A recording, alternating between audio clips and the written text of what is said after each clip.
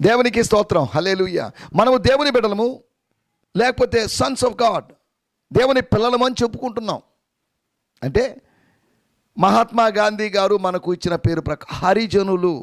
హరి అనగా భగవంతుడు, భగవంతుని జనులు అనే పేరు ఇచ్చినట్లుగా ఆ పేరుని గురించి నేను ఇక్కడ దాని వివరణ ఇవ్వదలుచుకోలేదు.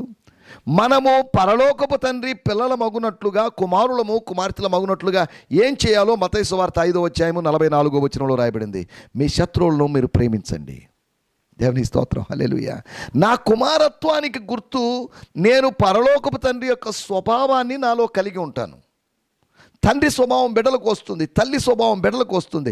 పరలోకపు తండ్రి స్వభావాన్ని మనం పుణికి పుచ్చుకున్న వారంగా ఉండాలి. ఆయన స్వభావానికి భిన్నమైన స్వభావం మనలో ఉండకూడదు, కానీ ఆయన స్వభావానికి సమాంతరమైన స్వభావం. మీరు దేవుని బిడ్డలా అని వాళ్ళు అడగాలి, కానీ మేము దేవుని బిడ్డలమే అని మనం చెప్పుకోదగిన విధంగా మనం ఉండకూడదు. మీరు మీ పరలోకపు తండ్రి కుమారులు అగునట్లుగా మీరు క్షమించండి. అట్టి క్షమాపణ అనుభవంలో మనం ముందుకు సాగడానికి ప్రభు సాయం చేయనుగాక.